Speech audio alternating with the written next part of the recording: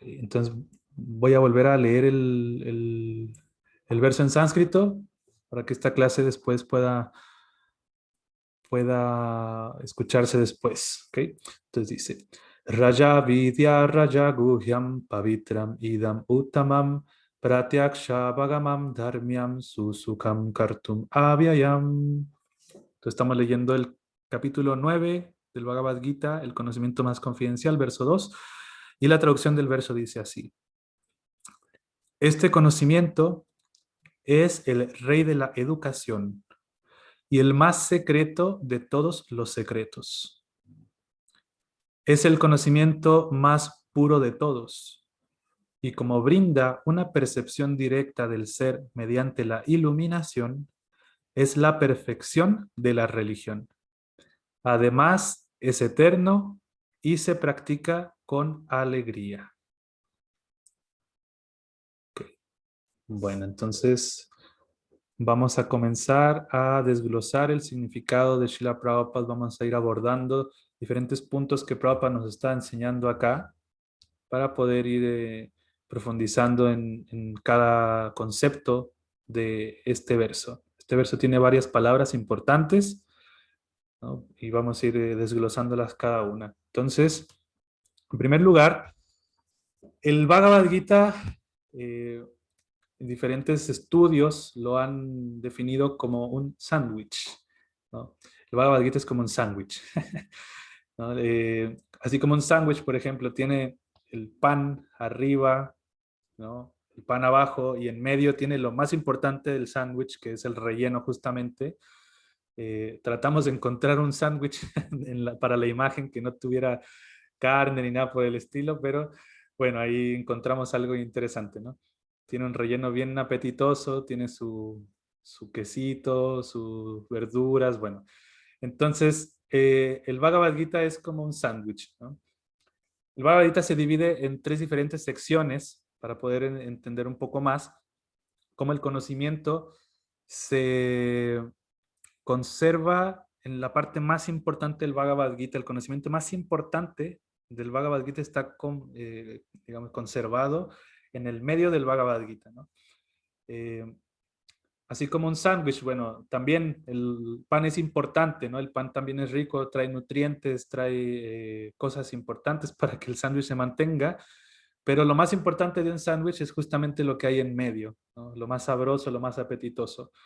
El Bhagavad Gita, como decíamos, pues la primera parte del sándwich, lo que está arriba, el primer pan, se conoce como el Karma Yoga, ¿no? Del capítulo del 1 al 6 del Bhagavad Gita, Krishna va a describir la importancia de entender qué cualidades tenemos nosotros como seres humanos y cómo las podemos ofrecer en servicio devocional o cómo las podemos vincular con Krishna, básicamente. El capítulo, estos capítulos nos van a ayudar a entender cómo todos estamos relacionados con este mundo material de acuerdo a nuestras actividades y cómo estas actividades también nos atan a este mundo, pues dándonos una reacción, ¿no? La ley del karma de acción y reacción, causa y efecto. Todo lo que realizamos en este mundo material trae su reacción concomitante. Entonces, Krishna en estos capítulos, específicamente en el capítulo 3 y en el capítulo 5 del Bhagavad Gita, Krishna va a hablar acerca de el karma yoga, cómo vincular nuestras actividades del día a día de acuerdo a nuestra naturaleza, nuestro estilo de vida, nuestro propio karma, digamos, para poder vincularlo con algo más trascendental, que no se quede solamente en una plataforma que nos ate a este mundo material, ¿no? Sino que Krishna nos va a dar el conocimiento perfecto para que nosotros podamos vincularnos con él a través de nuestros actos, ¿no? Esta sección del Bhagavad Gita habla acerca sobre la renuncia también al trabajo. ¿Qué pasa si una persona renuncia a su deber o a su deber primordial como ser humano, a sus actividades? Como por ejemplo el trabajo con devoción es mucho mejor que la renuncia a trabajar, y ahí Krishna va a hablar sobre esto, ¿no? La otra parte del pan, ¿no?, que también es importante para que se mantenga lo de en medio, es el Jnana Yoga. Jnana en sánscrito se conoce como conocimiento, ¿no? El Jnana Yoga o el yoga del conocimiento es la última parte del Bhagavad Gita, la última sección, que es del capítulo 13 al capítulo 18. En esta sección, Krishna va a describir el conocimiento relativo acerca de este mundo material y su relación con el alma, ¿no? Y cómo Krishna también controla todo esto. Krishna, por ejemplo, va a hablar acerca de las modalidades de la naturaleza material, las características de estas modalidades, va a hablar acerca sobre la conciencia, cómo la conciencia se corrompe a través del ego falso y todo esto se manifiesta en este mundo material. Eh, Va a hablar acerca también sobre los diferentes tipos de condicionamientos del alma en relación a las tres modalidades, ¿no? Tanto la modalidad de la ignorancia, por ejemplo, condiciona a la entidad viviente de una forma, la modalidad de la pasión condiciona a la entidad viviente de otra forma y la bondad la condiciona de otra forma distinta. Entonces Krishna va a describir esto de manera más meticulosa. Ahí Krishna también habla más sobre el análisis de este mundo material, que es como un tipo de Sankhya Yoga o la metafísica un poco más relacionada también con lo divino o lo espiritual o lo devocional, ¿no? Tanto el Karma Yoga como el Jnana Yoga van a ayudar a que nosotros podamos entender mejor este mundo material, y la parte más importante del sándwich, lo de en medio justamente, es el Bhakti Yoga, ¿no? El Bhakti Yoga que está descrito desde el capítulo 7, perdón, ahí nos equivocamos. No es el capítulo 6, sino es desde el capítulo 7 hasta el capítulo 12, ¿no? Ahí desde el capítulo 7 del Bhagavad Gita hasta el capítulo 12, de hecho el capítulo 12 se llama Bhakti Yoga, yoga de la devoción. Eh, Krishna va a dar el conocimiento de cómo todo está relacionado con él, cómo todo emana de él, cómo todo viene de él, cómo hay que pensar en él, cómo hay que servir a Krishna, cómo podemos llevar un estilo de vida relacionado con el Bhakti, tal cual. Entonces, todos estos capítulos van a ir describiendo esas diferentes, la naturaleza de Krishna, por ejemplo, la naturaleza superior o la naturaleza espiritual de Krishna. Va a hablar también en el capítulo 8, por ejemplo, Krishna va a hablar acerca sobre el destino supremo de una persona que alcanza una devoción perfecta por Krishna, ¿no? ¿Qué pasa cuando uno realmente muere pensando en Krishna? Krishna va a hablar acerca de eso en el capítulo 8, que se llama Alcanzando al Supremo. En el capítulo 9, Krishna justamente es el que vamos a ver ahora. El capítulo 9, que se llama El conocimiento más confidencial. Prabhupada lo define como el rey de todo conocimiento. Y justamente este capítulo, por eso es que lo estamos analizando así, es el capítulo de en medio del Bhagavad Gita. Es la mitad del Bhagavad Gita. Y Krishna lo protege ahí, es como lo más confidencial, ¿no? Y ahora vamos a analizar qué características tiene ese conocimiento confidencial. En el capítulo 10 del Bhagavad Gita, que también se encuentra en medio, ahí se analiza lo que se conoce como el Chatur Shloki Chatur Shloki del Bhagavad Gita. El Chatur Shloki son 4 versos importantes del Bhagavad Gita, que es desde el verso 8 hasta el verso 11. Esos 4 versos son los versos más importantes del Bhagavad Gita y justamente están en el capítulo 10. Después, en el capítulo 11, Krishna describe su forma universal, que eso vamos a dar otra charla después de la forma universal, que es súper importante y súper interesante ese capítulo. Krishna cómo se expande a través de todos los semidioses y toda la naturaleza, todos los elementos, todo el universo básicamente, por eso se llama forma universal, o Virat Rupa, que es el concepto en sánscrito, y cómo nos va a llevar esa forma a poder entender que Krishna realmente está presente en toda la creación.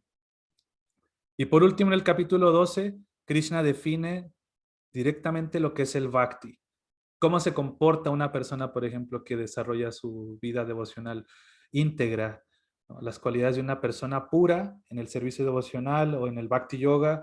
Y bueno, ahí ese capítulo en especial también es bien interesante y después lo podemos ir analizando. Entonces, este capítulo, justamente el capítulo 9, que es el verso que vamos a leer, o que, bueno, que ya leímos, el verso 2, está justo en medio del Bhagavad Gita y es por eso que es muy importante de poder entender y poder analizar, ¿no? Entonces, bueno, vamos a ir desglosando justamente las diferentes palabras que aparecen en este verso, ¿no? Entonces el verso empieza así: Raya Vidya, Raya Guhyam, ¿no? Entonces, Raya Vidya. Raya significa rey, ¿no? Y Vidya significa conocimiento. Entonces, el verso define que este conocimiento que ahora Krishna va a presentar en este capítulo, a partir de ahora, ¿no? Va a preparar a Arjuna para entender cómo ejecutar el servicio devocional, cómo ejecutar el Bhakti Yoga, de qué manera podemos practicar servicio devocional o cuál es la conciencia adecuada para practicar servicio devocional. En este capítulo también Krishna, por ejemplo, el rey del conocimiento, Krishna va a hablar acerca sobre cómo, por ejemplo, podemos ofrecerle alimentos, con qué actitud realmente tenemos que pensar, actuar, servir. ¿No? Este conocimiento por eso se conoce como el más confidencial porque es el que realmente nos vincula con Krishna. Entonces, Raya Vidya, Prabhupada va a hablar acerca de eso en la primera parte del significado. Eh, Vamos a leer un poquito, Prabhupada. Dice, en este capítulo del Bhagavad Gita se denomina el rey de la educación, porque es la esencia de todas las doctrinas y filosofías que se explicaron antes. Entre los principales filósofos de la India se encuentran Gautama, que no es el mismo Buda Gautama, sino que es otro Gautama, que es un filósofo de la India que presentó la filosofía Nyaya. Dentro de la filosofía védica existe una división de 6 tipos de filosofías, ¿no? Se conoce como el Sadarshan. Sadarshan son 6 tipos de filosofías o verdades que presentan las escrituras védicas, y cada uno de estos filósofos que Prabhupada va a mencionar ahora tomó diferentes tipos de estas diferentes filosofías para desarrollarlas. Entonces, Nyaya se traduce como la lógica, y aquí Prabhupada dice que, bueno, entre los principales filósofos o educación que los Vedas presentan está Nyaya de Gautama, Kanada, otro sabio que presenta la filosofía Vaisheshika. La filosofía Vaisheshika se refiere principalmente a aquel conocimiento que nosotros podemos ver, ¿no? Podemos percibir con nuestros sentidos y lo podemos definir a través de eso, de la percepción directa, ¿no? Después está Yagyavalkya, que es otro sabio. Prabhupada dice, Yagyavalkya es un sabio que era experto en todo lo que es la ceremonial o ritualístico de los Vedas. Entonces también es una persona importante, ¿no? Sandilya y Vaishwanarya también obtuvieron conocimiento acerca de los Vedas, y principalmente desde el lado del Brahman, desde el lado impersonal de lo que se conoce como el Brahman impersonal o el conocimiento Brahma Bhuta también. Ese conocimiento se refiere directamente a lo que está relacionado con el aspecto impersonal de Dios, ¿no? Como Dios se manifiesta impersonalmente en este universo, como a través de una luz, una energía, y ahí ellos también tomaron este conocimiento y lo desarrollaron. Y por último dice, y finalmente se tiene a Vyasadeva, el autor del Vedanta Sutra. Vyasadeva pues es el que recopila todos los Vedas, ¿no? Y los presenta para las personas en esta era, ¿no? Entonces dice, así que no hay escasez de conocimiento en el campo de la filosofía o del conocimiento trascendental. Ahora bien, el Señor dice que este noveno capítulo es el rey de todo ese conocimiento. La esencia de todo el conocimiento que se puede adquirir del estudio de los Vedas y de las diferentes clases de filosofías. Es el conocimiento más confidencial de todos, porque el conocimiento confidencial o trascendental entraña el entender la diferencia que hay entre el cuerpo y el alma. Y el rey del conocimiento confidencial culmina en el servicio devocional. Entonces hay una gran diferencia entre el conocimiento trascendental que Krishna establece en el capítulo 4 y en el capítulo 7 del Gita. Krishna dice que, bueno, el conocimiento confidencial es conocer la diferencia que hay entre el cuerpo y el alma. Eso es muy importante, ¿no? Saber la diferencia que hay entre el cuerpo y el alma y entender que el cuerpo es una cosa y el alma tiene otra naturaleza distinta, ¿no? El cuerpo básicamente está compuesto por diferentes elementos, materiales, ¿no? El agua, fuego, aire, tierra y éter. Y el alma es trascendental a todos estos elementos en realidad. El alma tiene otras cualidades distintas que Krishna nos enseña en el capítulo 2 del Bhagavad Gita también. Después, parte de este conocimiento trascendental o confidencial, también enseña Krishna la diferencia que hay entre la naturaleza material, lo que rige este mundo material, y la naturaleza espiritual, ¿no? Pero más allá, lo más importante, no es tan importante realmente conocer, por ejemplo, qué es el alma, si no sabemos qué propósito tiene el alma, ¿no? Una cosa es reconocernos como almas espirituales con una naturaleza espiritual, y otra cosa es saber cuál es el propósito de ser un alma espiritual, por qué somos almas o cuál es la actividad del alma en realidad. Entonces Krishna en este capítulo por eso dice que es el rey de todo este conocimiento variado, ¿no? Toda esta gran variedad de conocimiento que Krishna ya describió antes, ahora él dice que esto es lo más confidencial. Entender para qué el alma está consciente, para qué el alma, por qué el alma vive, por qué el alma es eterna, ¿no? Si bien la eternidad quiere decir un presente siempre, ¿no? O sea, un eterno presente. No hay pasado ni futuro, sino que siempre se vive en el presente, en la eternidad. Entonces, si uno vive en un presente eterno, donde no hay ni nacimiento ni muerte, tiene que haber actividades y tiene que haber también un desarrollo, ¿no? Entonces, el alma en sí tiene un propósito, ¿no? Tanto en este mundo material como en el espiritual, y eso se conoce como el conocimiento más confidencial. Eso se relaciona directamente como el Bhakti Yoga, ¿no? Entonces, el rey del conocimiento se, se define como lo que es el Bhakti Yoga en sí, ¿no? Y el rey de la educación también. Prabhupada nos va a hablar acerca sobre eso. Hay muchas áreas de conocimiento. En el segundo párrafo del significado, Prabhupada dice que, bueno, por lo común, hay muchas áreas de conocimiento a las cuales las personas se enfocan, ¿no? Existe, por ejemplo, el conocimiento físico del cuerpo, la fisiología, por ejemplo, analiza todo lo que tiene que ver con los órganos y el cuerpo burdo en sí, la medicina, todo eso. Después existe el conocimiento psicológico de la mente, ¿no? La psiquiatría analiza todo lo que tiene que ver con nuestra mente, la psiquis de la persona. Y más allá de eso existe el conocimiento espiritual, el conocimiento acerca del alma y su propósito, ¿no? Entonces Prabhupada hace como un tipo de crítica en esta parte, dice, en lo que respecta a la educación ordinaria, la gente está ocupada en muchísimos departamentos: política, sociología, física, química, matemáticas, astrología, ingeniería, etc. Hay muchos departamentos del conocimiento por todas partes del mundo y muchas universidades inmensas, pero desafortunadamente no hay ninguna universidad ni institución educativa en la que se imparta la ciencia del alma espiritual. Sin embargo, el alma es la parte más importante de este cuerpo. Sin la presencia del alma, el cuerpo carece de valor. Aún así, la gente le está dando mucho énfasis a las necesidades corporales de la vida sin preocuparse por el alma, que es vital.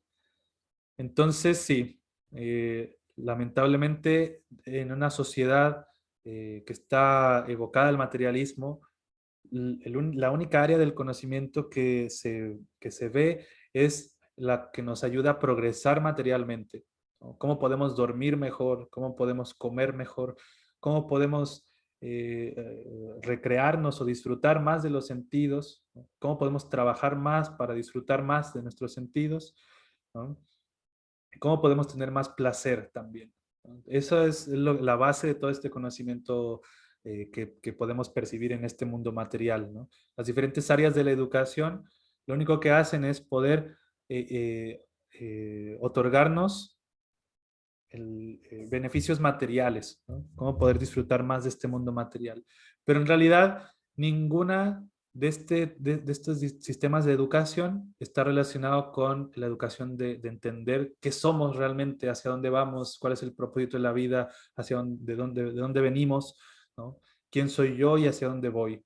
¿No? Entonces, eso nos deja en una situación precaria en realidad en el conocimiento espiritual, porque solamente ponemos mucho énfasis en el trabajo y en la actividad de este mundo material y muy poco en nuestra prioridad en el ámbito espiritual, ¿no?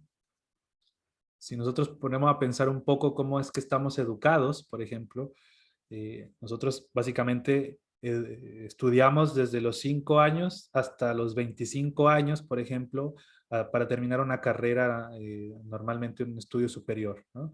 Ahí ya son 20 años de nuestra vida estudiando y aprendiendo algo. Después, para salir a trabajar en eso, eh, y poder tener una carrera de trabajo, son entre 20, 30, 40 años de trabajo aproximadamente las personas dedican eso a trabajar enfocadas en su carrera, o en lo que decidieron trabajar, para después, por ejemplo, trabajar 5 o 6 días de la semana por 8 o 9 horas diarias, ¿no? Y después de eso, como toda nuestra vida ha estado tan acostumbrada a ese estilo de vida que solamente trabajar para disfrutar, tener un poco de gustos, pero a la vez también se sufre mucho. Después de eso, ya no hay mucha intención de practicar la vida espiritual o de enfocarse en la vida espiritual, ¿no? Entonces realmente la sociedad no está enfocada en otorgar conocimiento acerca de la trascendencia, conocimiento espiritual. Es por eso que este verso dice Raja Guhyam, ¿no? Que es el concepto anterior. Raja Guhyam, que se conoce como el rey de la educación. Aquí, ¿no? Porque, bueno, justamente hay muchos tipos de educación, como Prabhupada dice, pero ninguno está enfocado en la educación del alma, ¿no? Entonces, justamente el Bhagavad Gita nos otorga ese tipo de educación. Es un tipo de educación que en realidad no es que esté separada de la educación material, ¿no? Sino que es un plus que nos ayuda a tener un propósito más trascendental con las mismas actividades que estamos haciendo, pero desde una plataforma espiritual. Cómo poder vincular todas nuestras actividades o toda la educación que recibimos, vincularla con la educación superior, espiritualmente hablando, ¿no? Entonces el Bhagavad Gita básicamente nos ayuda a poder poner un propósito más elevado en la vida, ¿no? Todos tenemos propósitos en la vida, básicamente todos vivimos en base a propósitos, ¿no? Hay personas que se ponen propósitos a corto plazo, mediano plazo y largo plazo, pero básicamente todos esos propósitos, el plan de esos propósitos es para ser feliz, ¿no? Para tener felicidad en la vida. Nadie establece, por ejemplo, en un calendario, ¿no? Nadie pone en un calendario, bueno, yo quiero hacer esto para poder sufrir. ¿No? Nadie pone así como que, bueno, el 25 de agosto del 2021 voy a sufrir, ¿no? Quiero sufrir, así. En realidad no, porque nosotros no estamos buscando sufrimiento, ¿no? Siempre estamos buscando felicidad. El alma por naturaleza tiene una cualidad de bienaventuranza, se conoce como ananda, la cualidad del alma. Esta cualidad siempre está manifestándose en nuestra vida. Siempre estamos buscando ser felices, ¿no? Si tomamos si estudiamos esto, si trabajamos en esto, si tenemos esta familia, si tenemos estos amigos, si tenemos estos gustos, es porque eso nos hace sentir felices, ¿no? Pero la realidad es que vemos muy pocas personas felices, ¿no? Y es porque justamente no tenemos un propósito más trascendental en la vida, ¿no? Nos quedamos solamente en en un propósito vago y materialista, que eso otorga felicidad, pero también otorga mucho sufrimiento, ¿no? Puede que la felicidad en el mundo material son pequeños lapsos de tiempo donde nos sentimos bien y después viene más sufrimiento, ¿no? Así como viene la felicidad, así también viene el sufrimiento. Y es una de las dualidades que hay en este mundo, ¿no? En el mundo, así como se sufre, así se goza también, ¿no? Krishna nos lo dice también en el Bhagavad Gita, ¿no? Este verso dice que así como viene, por ejemplo, el verano, donde está el sol súper fuerte y el clima es más agradable, también viene el invierno, ¿no? Y así como viene la felicidad, también viene la aflicción. Entonces, todo está relacionado en la percepción de nuestros sentidos y cómo nosotros estamos teniendo experiencias en este mundo. Entonces uno, ante esa dualidad del mundo material, uno tiene que tratar de encontrar un equilibrio y una ecuanimidad en realidad, y tratar de no perturbarse ante las diferentes dualidades de este mundo, ¿no? Y el conocimiento trascendental nos otorga eso, primero que nada.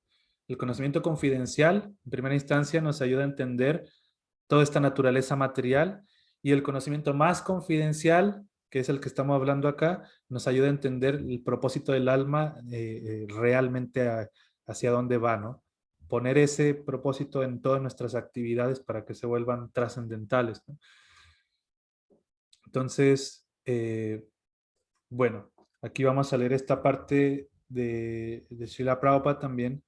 Dice, a veces la gente tiene la impresión de que el alma es diferente del cuerpo y que cuando el cuerpo se termina o cuando uno se libera del cuerpo, el alma permanece en un vacío y se vuelve impersonal. Pero en realidad eso no es cierto. ¿Cómo es posible que el alma que es tan activa dentro de este cuerpo se vuelva inactiva después de liberarse de él? El alma siempre es activa. Sí, si es eterna, entonces es eternamente activa. Y sus actividades en el reino espiritual son la parte más confidencial del conocimiento espiritual. Aquí se indica, por lo tanto, que esas actividades del alma espiritual son el rey de todo el conocimiento, la parte más confidencial de todo el conocimiento. Entonces aquí Krishna en este capítulo nos va a enseñar qué actividades son las actividades eternas del alma, ¿no? Cómo esas actividades realmente nos llevan a un plano donde nos sentimos cómodos, donde nos sentimos en nuestra propia naturaleza espiritual, ¿no? El alma en este mundo material en realidad es como un pez fuera del agua. Prabhupada da ese ejemplo también, ¿no? Si nosotros sacamos un pez del océano y le ponemos todas las comodidades que nosotros supuestamente pensamos que son comodidades, ponemos una cama con las mejores telas, una buena almohada, una televisión gigante, un platillo exquisito, una buena música, todo lo que nosotros consideramos que es bueno, eh, el pez, a pesar de que está todo disponible para su propio disfrute, el pez no va a estar conforme porque no va a estar en su naturaleza, ¿no? Pero si se lo devuelve al mar, el pez va a estar feliz porque esa es su naturaleza. Entonces, el alma, haciendo alusión a este ejemplo, el alma en este mundo material es como un pez fuera del agua en realidad, ¿no? Nosotros podemos tratar de tener todas las comodidades posibles en este mundo, ¿no? Podemos trabajar arduamente para complacer deseos ilimitados de nuestra mente, ¿no? Y cuando complacemos un deseo de nuestra mente, la mente automáticamente va a generar otro deseo. Y así sucesivamente, nunca vamos a estar satisfechos, ¿no? La mente por naturaleza es volátil. Y ella, por ejemplo, desea algo hoy y al día siguiente posiblemente no lo vaya a querer más. Entonces, nosotros luchamos afanosamente en este mundo material tratando de complacer los deseos de la mente, sin enfocarnos en los deseos del alma o la verdadera conexión espiritual con Krishna. Entonces, todo lo que nos va a enseñar Krishna en este capítulo en particular es justamente cómo podemos vincularnos con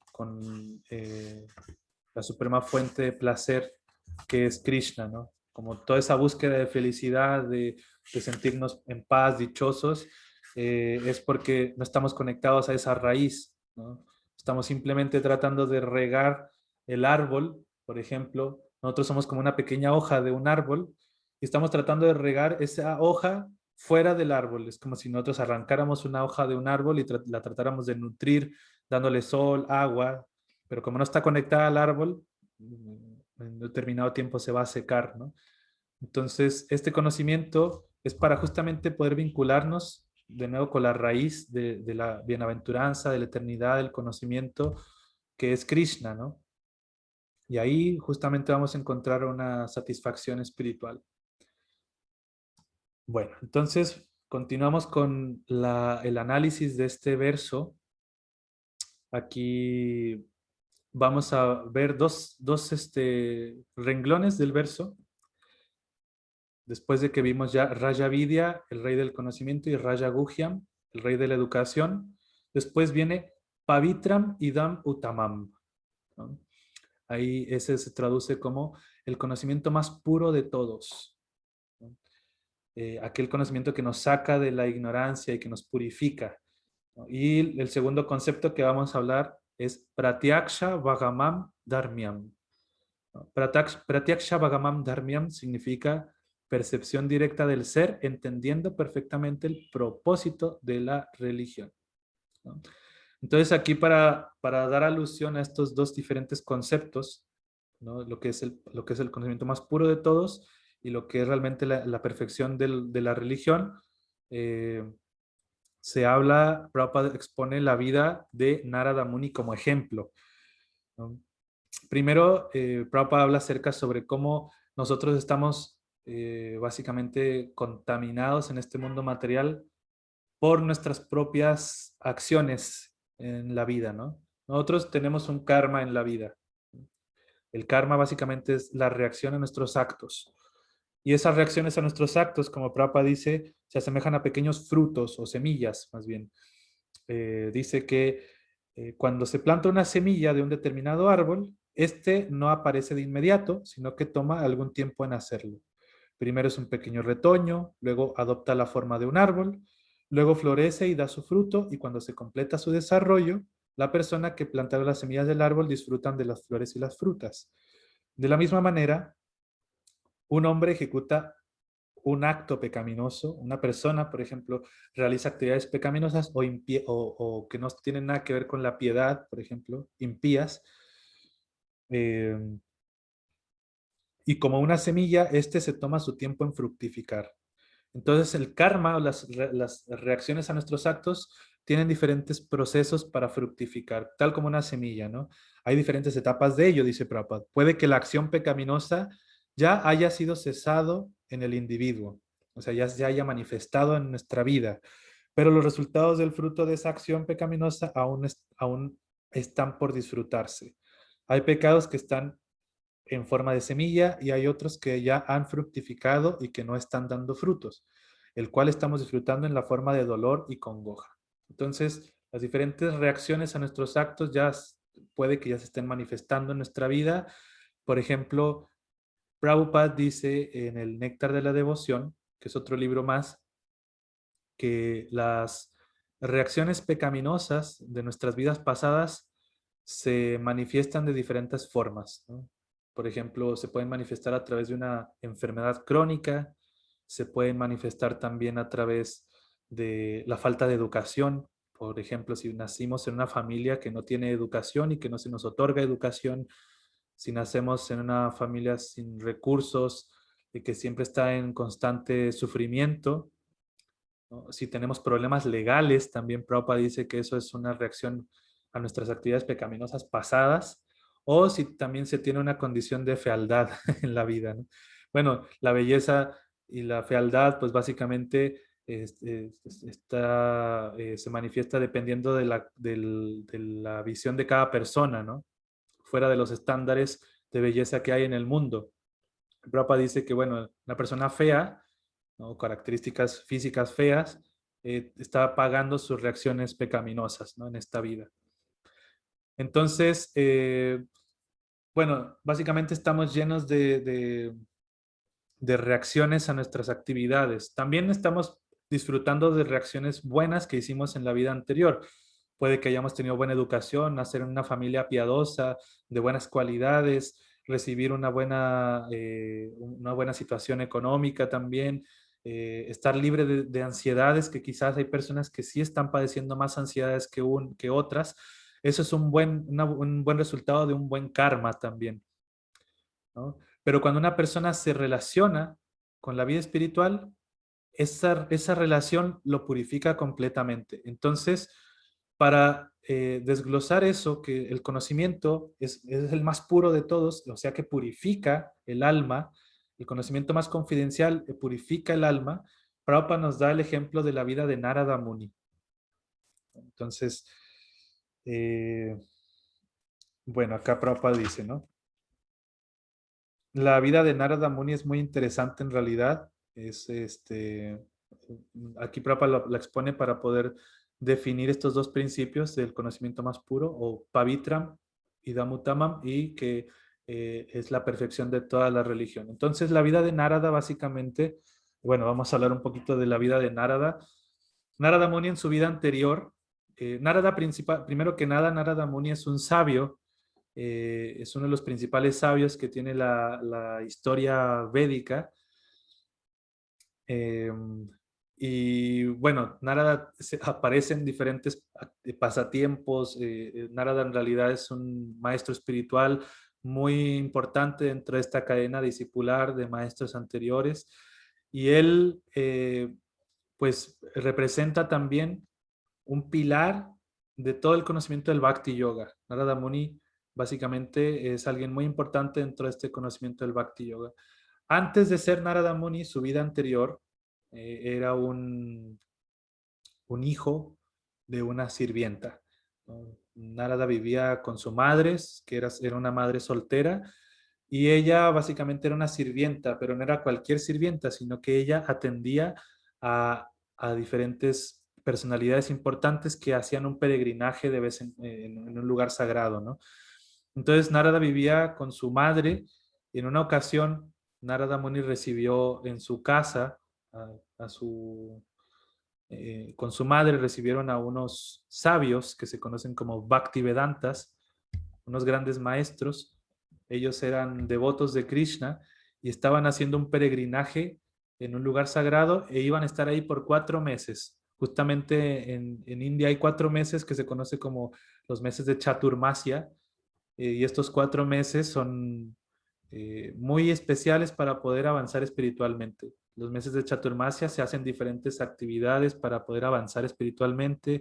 Son justamente las épocas lluviosas en India, y es por eso que los sadhus o los santos o los yogis o las personas que son avanzadas en la práctica espiritual deciden guardarse esos 4 meses y practicar su vida espiritual dentro de un lugar más adecuado para que no, porque ellos se dedican constantemente a hacer peregrinaje. Entonces, justamente había varios de estos sabios, se quedaron en la casa, en el hogar de Narada Muni, en su vida anterior con su madre, y en esos 4 meses Narada Muni recibió la asociación y el conocimiento y el consejo, la guía de estas personalidades importantes, ¿no? Narada Muni, a través de esa asociación y esa relación que tenía con estos sabios, Narada Muni se purificó completamente. En realidad, Narada Muni en su vida anterior llegó a alcanzar esa plataforma espiritual únicamente por relacionarse con estos sabios, o sea, se purificó. Es por eso que se dice que el conocimiento que otorga una persona avanzada espiritualmente nos purifica a tal punto de que nos puede llegar a posicionar en la misma plataforma de comprensión espiritual que esa misma persona está, ¿no?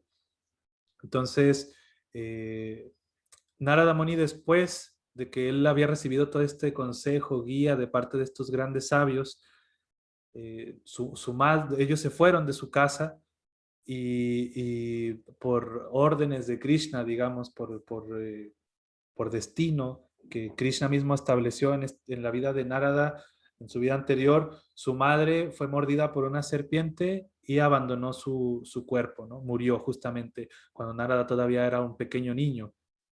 Entonces Narada entendió que el abandono de su madre era justamente un arreglo de Krishna para que él pudiera absorberse completamente y refugiarse en practicar el Bhakti Yoga, practicar la devoción hacia Krishna, y se dedicó a viajar, a peregrinar por diferentes lugares sagrados, a servir a diferentes Vaishnavas o devotos, a practicar austeridades, vida simple, y llegó un punto de la vida de Narada que llegó a establecerse 100% en la vida espiritual. Llegó a establecerse en su conciencia espiritual divina a través de todos estos diferentes sacrificios en su vida o austeridades que estaba pasando. Krishna se le presenta en su pensamiento, ¿no?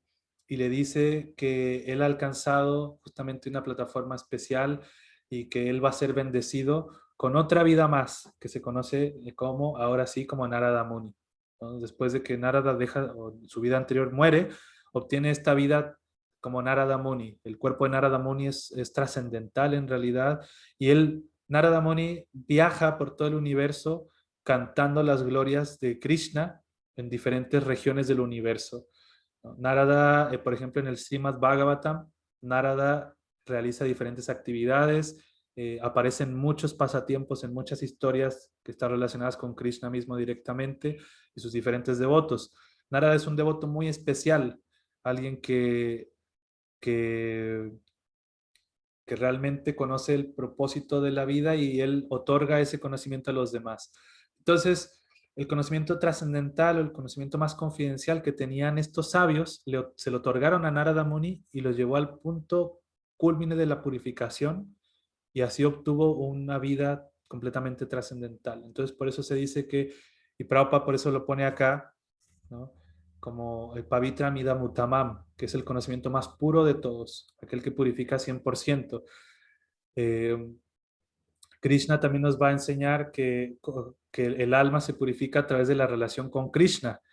Y esa relación con Krishna se establece por medio de entender cuál es el proceso para poder relacionarnos con Krishna en esta vida, ¿no?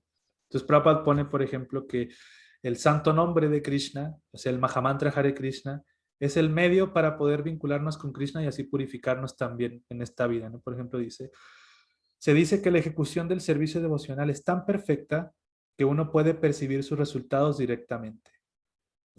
Ese resultado directo acá, sí, no lo tenemos acá. Bueno, dice, ese resultado directamente se percibe cantando los santos nombres de Krishna, o sea, el Mahamantra Hare Krishna, ¿no? Hare Krishna, Krishna Krishna, Hare Hare, Hare Rama, Rama Rama, Hare Hare. Cuando cantas sin ofensas, siente un placer trascendental y muy rápidamente se purifica de toda la contaminación material. Esto es una realidad. Además, si uno no solo se dedica a oír, sino también a tratar de divulgar el mensaje de las actividades devocionales, o si se dedica a ayudar en las actividades misioneras del proceso de conciencia de Krishna, gradualmente va sintiendo un progreso espiritual. Ese adelanto en la vida, ese adelanto en la vida espiritual no depende de ninguna clase de educación o aptitud previa. El método en sí es tan puro que por el simple hecho de dedicarse a él, uno se vuelve puro, ¿no?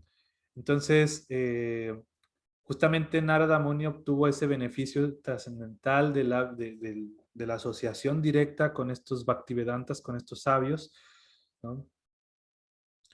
Y él le cuenta a su discípulo Vyasadeva cómo fue que esto sucedió. Él cuenta en el Bhagavatam, cuando Narada Muni se encuentra con su discípulo, él le cuenta eh, eh, estas vidas distintas que él tuvo anteriormente y cómo fue que se purificó por medio de la recepción del conocimiento trascendental y ahora pues tiene toda esa vida, ¿no? Entonces dice, la máxima meta, que justamente acá lo pusimos otra parte del significado de Prabhupada, dice, la máxima meta de toda religión la constituye el servicio devocional, tal como se declara en el Srimad Bhagavatam.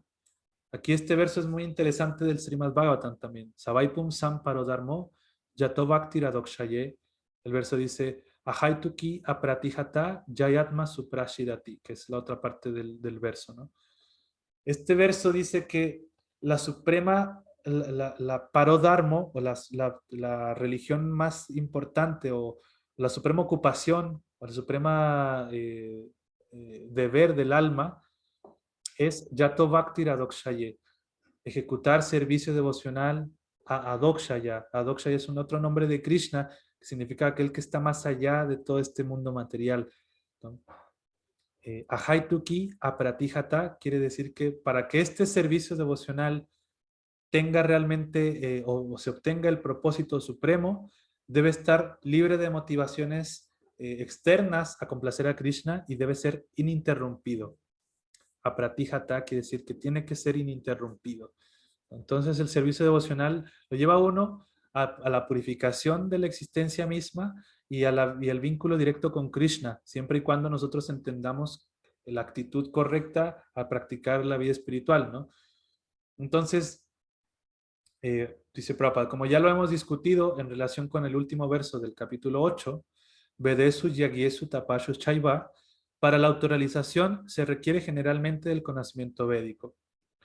Pero aquí vemos que aunque Narada nunca fue a la escuela del maestro espiritual y no fue educado en lo que respecta a los principios védicos, no obstante obtuvo los máximos resultados que se pueden obtener del estudio védico. Este proceso es tan potente que incluso sin ejecutar el proceso religioso de un modo regular, uno puede ser ascendido hasta la máxima perfección. ¿Cómo es posible? Eso también se confirma en la literatura védica. Acharyavam Purusho Veda. Aquel que se relaciona con grandes acharyas o grandes maestros, grandes exponentes del conocimiento del Bhakti, incluso si no es educado o si nunca ha estudiado los Vedas, puede llegar a familiarizarse con todo el conocimiento necesario para lograr la iluminación.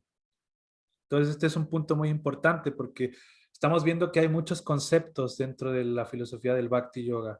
Hay muchas escrituras, hay, por lo general, es mucho conocimiento el cual Krishna nos otorga también, ¿no? Y hay personas que quizás no tienen la tendencia a estudiar mucho las escrituras, ¿no? O no estoy diciendo que no se deban leer, sino que siempre se tienen que estudiar y leer.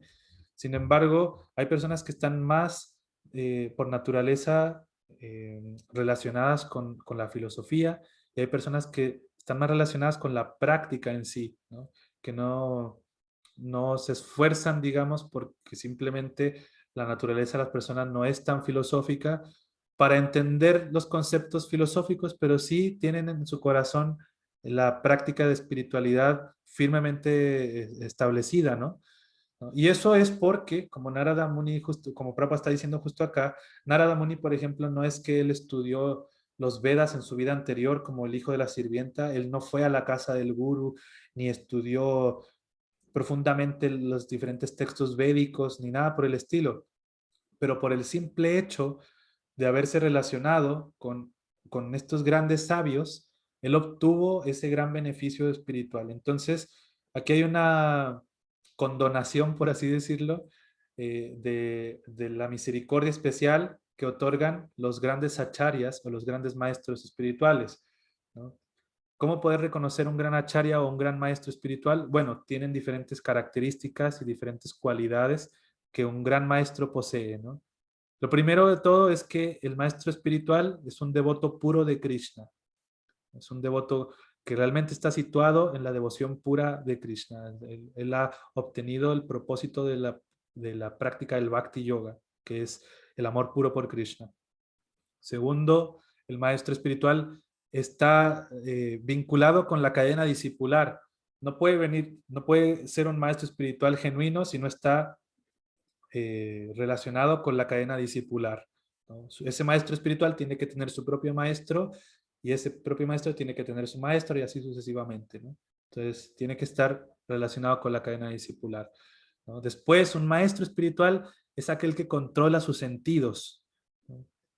Un verdadero maestro espiritual no, no tiene sus sentidos descontrolados, ¿no? Sino que él realmente controla sus impulsos y sus sentidos, ¿no? Por ejemplo, las escrituras establecen 6 diferentes eh, mm, conceptos que el maestro espiritual tiene que controlar, ¿no? El impulso de la lengua, las exigencias de la mente, la influencia de la ira, el impulso del habla, la exigencia del estómago, la exigencia del órgano genital, ¿no? Todas esas 6 características el maestro espiritual debe controlar para que sea un maestro espiritual genuino.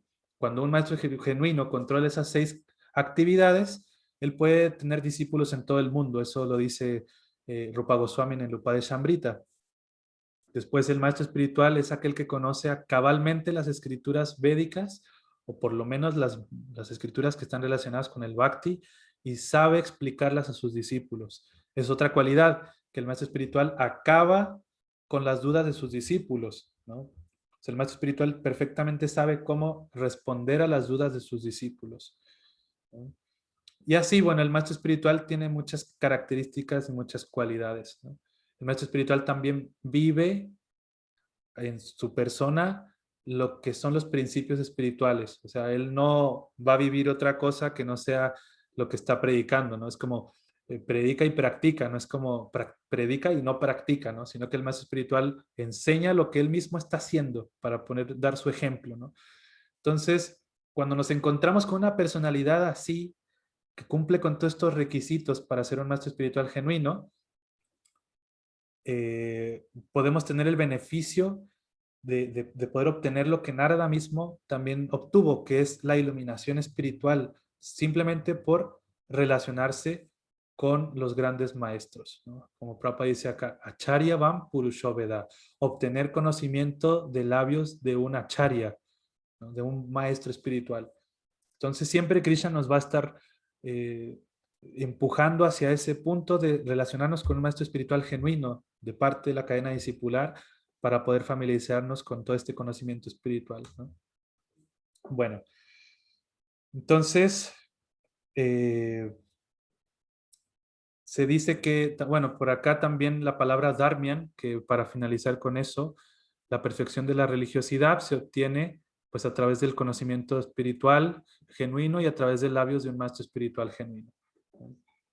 Y por último, el último renglón de este verso, susukam kartum avyayam.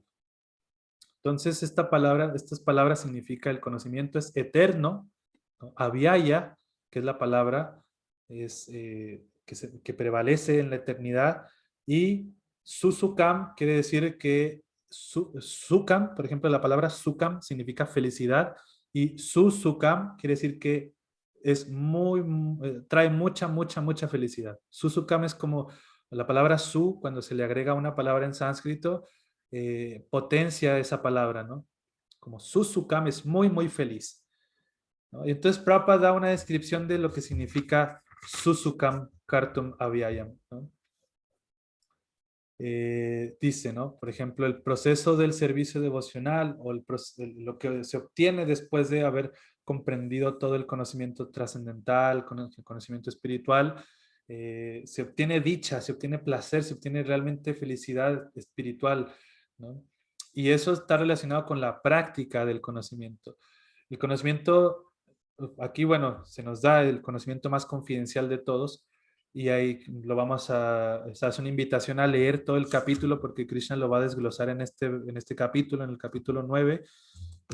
Realmente si uno lee este capítulo completo, sentarse y leerlo completo, uno se va a demorar quizás 30, 40 minutos, ¿no? No son más de 20 hojas, entonces es un capítulo que vale la pena leerlo, sentarse y estudiarlo, compartirlo.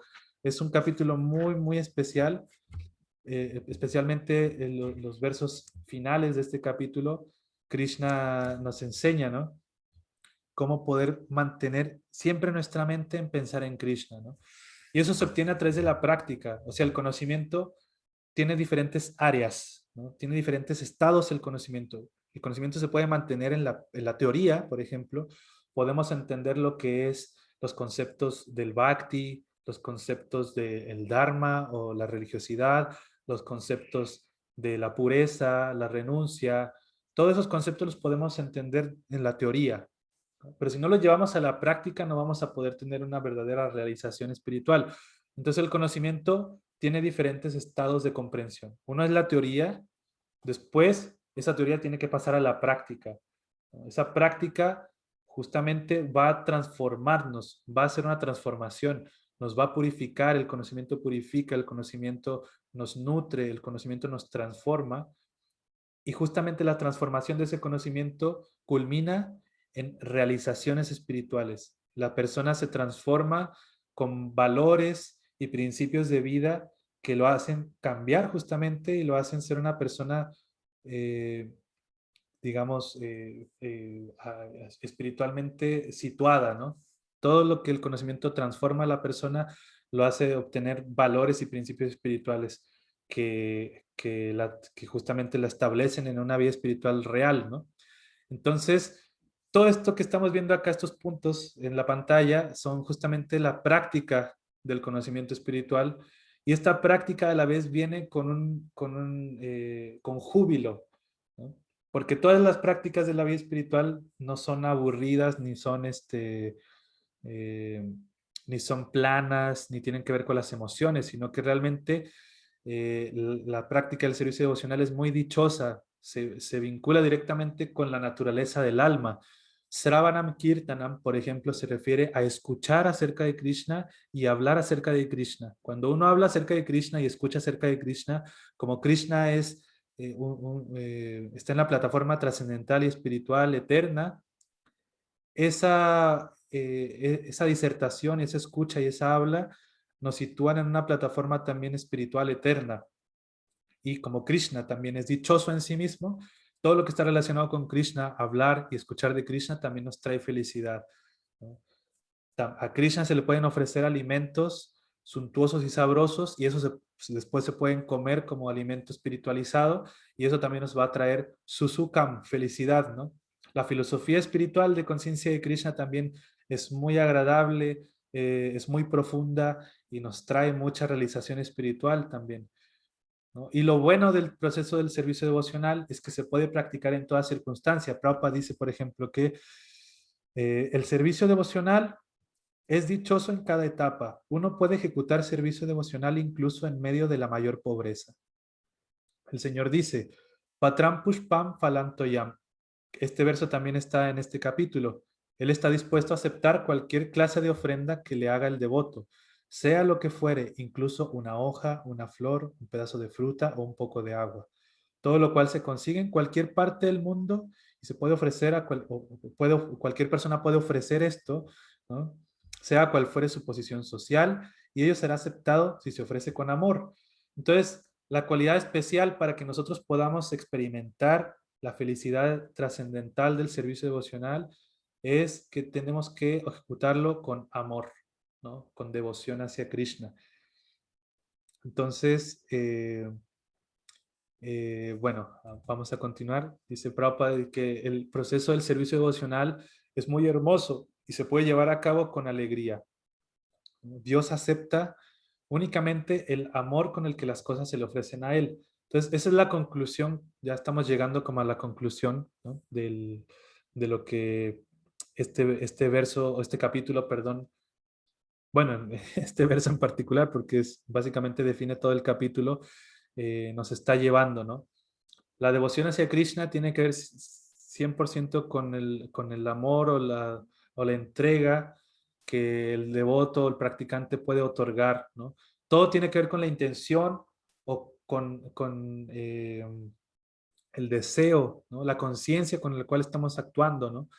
La intención define justamente qué resultado vamos a tener, ¿no? O sea, por ejemplo, la práctica principal de un devoto, una devota en conciencia de Krishna es el canto del Mahamantra Hare Krishna, ¿no? Nosotros podemos practicar el Mahamantra Hare Krishna con diferentes intenciones en realidad. Cuando nosotros cantamos el Mahamantra con una intención fuera de lo que tiene que ver con la devoción a Krishna, el resultado va a estar relacionado directamente con nuestro karma y nos va a desviar del proceso del bhakti puro. Cuando nosotros cantamos el Mahamantra con una intención para complacer a Krishna, eso nos va a traer una verdadera dicha espiritual y nos va a ayudar a trascender cualquier otra cosa que tengamos en nuestra intención, ¿no? O en nuestros deseos. Entonces la intención define todo en realidad. Cuando lo hacemos con amor a Krishna, eso trae un resultado de avance en la vida espiritual y cuando lo hacemos con otra intención, nos trae otro resultado distinto, ¿no? Entonces, Prabhupada dice, acá vamos a ir concluyendo. Prabhupada dice, nadie puede llegar a entender a la Suprema Personalidad de Dios mediante la ejecución del karma yoga, jnana yoga, ashtanga yoga o cualquier otro yoga, independientemente. Puede que mediante esos métodos yógicos uno progrese un poco hacia el bhakti, pero si no se llega a la etapa del servicio devocional, no se puede entender lo que es la personalidad de Dios. Todos los diferentes sistemas de yoga en realidad tienen diferentes propósitos. A pesar de que el yoga en sí mismo es aquello que nos vincula con lo trascendental, el proceso de los diferentes tipos de yoga es distinto y nos puede, digamos, reubicar hacia otros propósitos, ¿no? El karma yoga, por ejemplo, es el yoga de la acción. Entender nuestras acciones y cómo poder liberarse a través del trabajo o de las acciones, ¿no? Pero podemos desviarnos un poco del concepto del bhakti cuando practicamos karma yoga, porque justamente el karma yoga nos lleva a un punto donde podemos sacarle provecho a las acciones cuando las hacemos desapegadamente, por ejemplo, ¿no? Que es diferente a actuar o trabajar para Krishna, por ejemplo, que ese es servicio devocional, ese es bhakti. El Jnana Yoga, por ejemplo, está relacionado con el conocimiento. Una gran cantidad de acopio de conocimiento. Hay mucho tipo de conocimiento en los Vedas establecido que nos pueden desviar o nos puede, por ejemplo, dar una concepción diferente de lo que el Bhakti realmente establece de Krishna. El Ashtanga Yoga, por ejemplo, la última estado del Ashtanga es el Samadhi. El Samadhi justamente es una meditación constante en el aspecto impersonal de Krishna. Y el Bhakti como tal, la etapa última del Bhakti es el Prema Bhakti. Entonces, el Bhakti es el único yoga que realmente nos ayuda a entender el servicio devocional, a entender a Krishna, el proceso de servir a Krishna y al Bhakta. El Bhakti Yoga está dividido en diferentes tres categorías, que es el proceso del Bhakti, el objeto del Bhakti, que es Krishna, y el practicante del Bhakti, que es el devoto, ¿no? Entonces, si entendemos este capítulo, o lo que Krishna nos dice acá, vamos a poder practicar una vida espiritual, un servicio devocional íntegro y que nos va a llevar realmente al propósito, ¿no? Entonces dice, en el Srimad Bhagavatam también se confirma que cuando uno se ha purificado mediante la ejecución del proceso del servicio devocional, especialmente mediante el proceso de oír el Srimad Bhagavatam o el Bhagavad Gita de labios de almas iluminados, puede entonces entender la ciencia de Krishna o la ciencia de Dios. Evam prasana manaso Bhagavad Bhaktir Yogataha. Ese es un verso también del Srimad Bhagavatam, ¿no? Que dice, ¿no? Bueno, cuando uno escucha de labios de almas puras este mensaje del Bhakti Yoga, uno obtiene realmente el entendimiento correcto, ¿no? Es por eso que nosotros leemos el Bhagavad Gita y tenemos el comentario de Prabhupada, porque justamente Prabhupada lo impregna con su intención pura, ¿no? Y así nosotros podemos obtener lo más puro y real del conocimiento del Bhagavad Gita, ¿no? Si nosotros leyéramos solamente los versos que Krishna establece en el Bhagavad Gita, es muy nectario y es muy bueno. Es rico, por ejemplo, escuchar el Bhagavad Gita, los versos del Bhagavad Gita. Sin embargo, cuando se toca con los labios de un devoto puro, tal como por ejemplo el Srimad Bhagavatam también, se obtiene un sabor distinto, se obtiene una realización distinta, porque las almas iluminadas justamente impregnan el Bhakti Yoga con mucha purificación para que nosotros podamos así aprovechar eso, ¿no? Y bueno, vamos a concluir esta charla con palabras de Prabhupada, dice. Así pues, el proceso del servicio devocional, el proceso de conciencia de Krishna, es el rey de toda la educación y es el rey de todo el conocimiento confidencial. Ese proceso es la forma más pura de la religión y se puede ejecutar con alegría sin ninguna dificultad. Por lo tanto, uno debe adoptarlo. Bueno, así Prabhupada concluye este significado, el cual estuvimos analizando. Siempre hay mucho más por analizar de Srila Prabhupada en realidad. Prabhupada es un océano ilimitado de conocimiento y de realización para quien lee sus libros. Y esta conclusión, pues básicamente nos establece en el entendimiento de que el proceso del bhakti, el proceso de servicio devocional, justamente es el, el proceso más conclusivo para poder entender a Krishna, para poder entender el propósito de toda religión, el propósito de todo conocimiento espiritual, el propósito de todo proceso espiritual, es poder entender nuestra posición con Krishna. Entonces, Prabhupada nos dice que uno debe adoptar el proceso del bhakti, ¿no?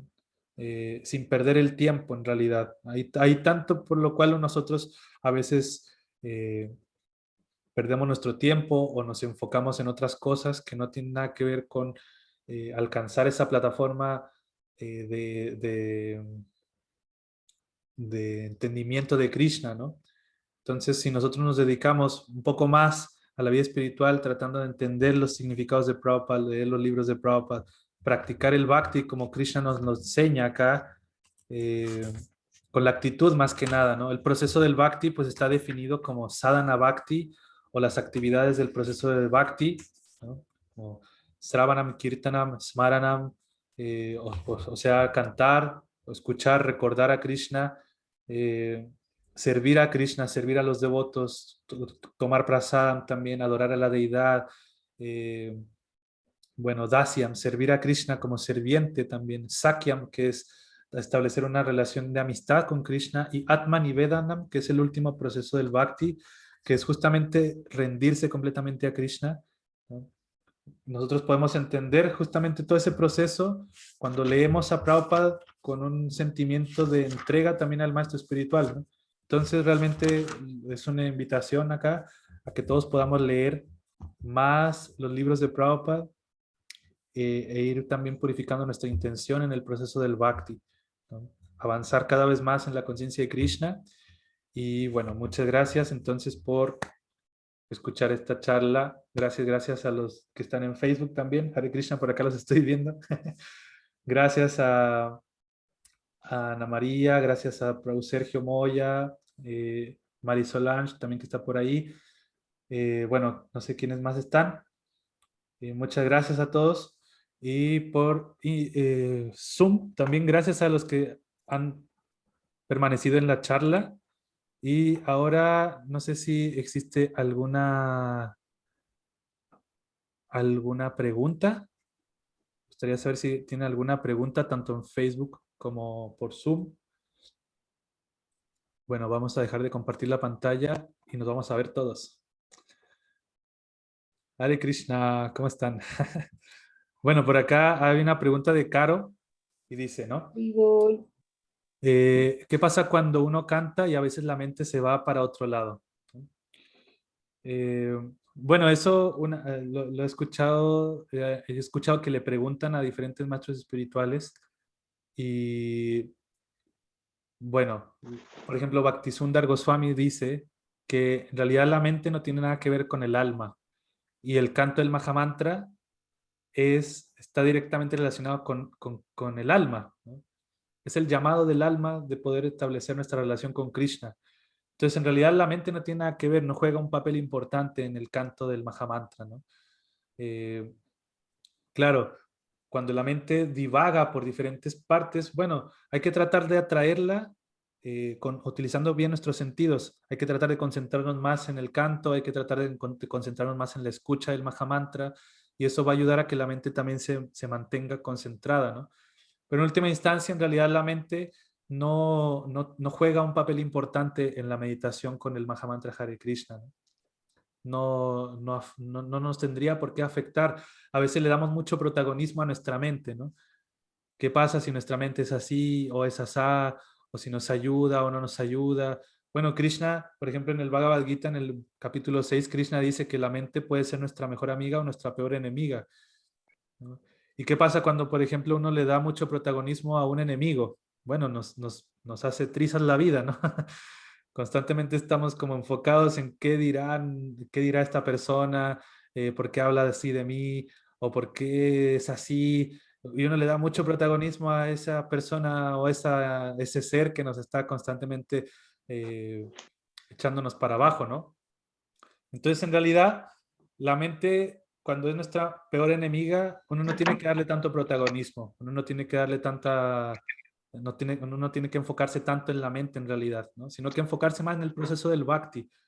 El proceso del bhakti gradualmente nos va a ayudar a purificar nuestra mente, ¿no? Es lo que nos va a ayudar realmente a que nuestra mente se convierta en nuestra mejor amiga.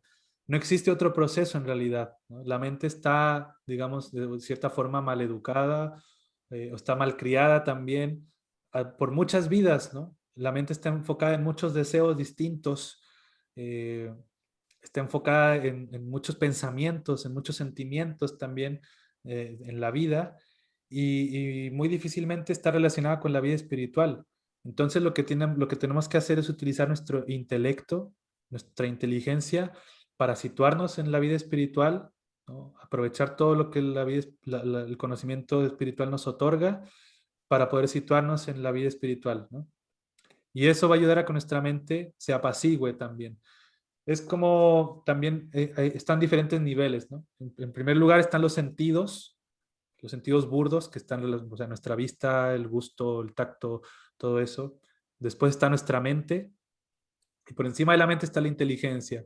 Si nosotros utilizamos nuestra inteligencia y nuestros sentidos para encasillar a nuestra mente, como por ejemplo la ponemos entre la espada y la pared con el proceso del bhakti, nuestra mente no va a tener otra escapatoria más que evocarse a la vida espiritual, ¿no? Entonces, la inteligencia se purifica cuando uno estudia las escrituras Vaishnavas y los sentidos se purifican al practicar la vida espiritual, ¿no?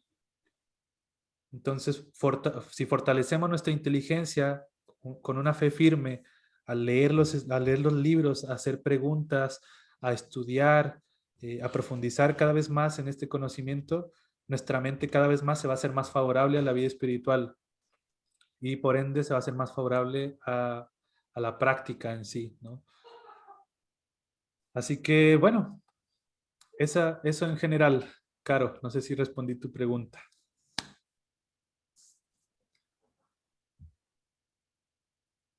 Y bueno, acá, por ejemplo, no sé si alguien más tenga alguna pregunta más o qué les pareció, por ejemplo, esta charla del Bhagavad Gita, qué les pareció el verso. Rosita, Sí, Haribol, Prabhu, muchas gracias por la charla.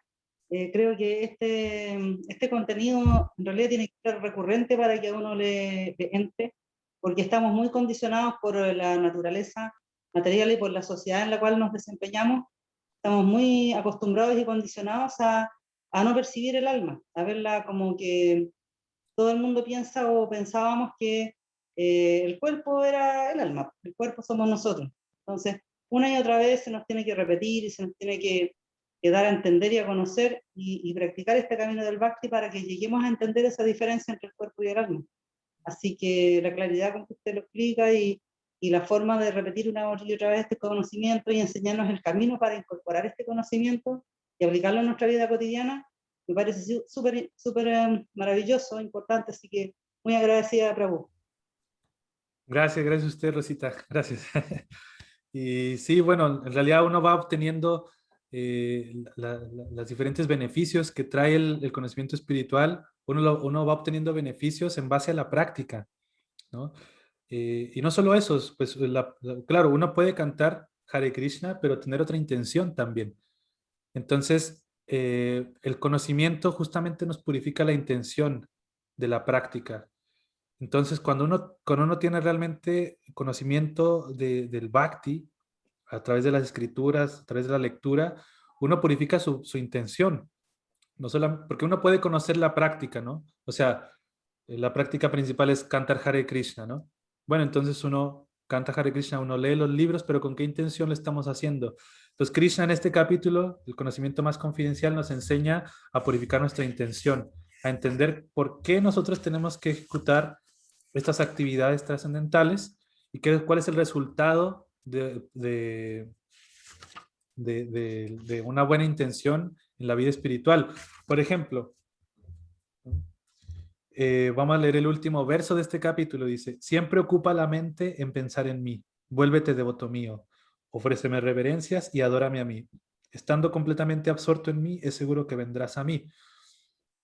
Entonces, Krishna, en este último verso de este capítulo, está concluyendo qué pasa cuando uno practica con una buena intención. O sea, es seguro que vamos a establecernos en un servicio devocional firme y con un buen resultado que es justamente apegarnos a Krishna, ¿no?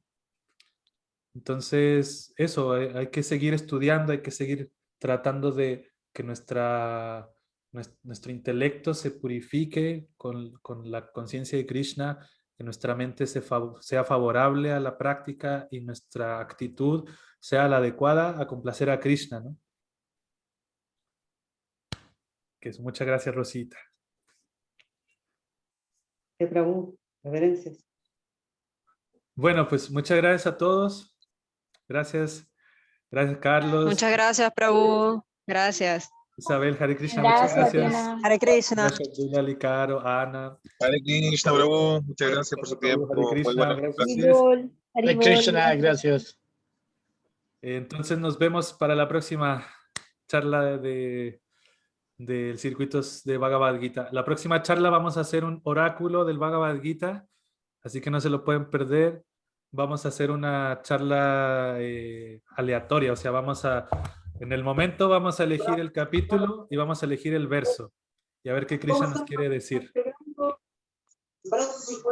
¿Vale? Entonces, bueno, Hare Krishna a todos. Hasta luego. Que tengan bonita noche y descansen. Nos vemos pronto. Haribol. Haribol.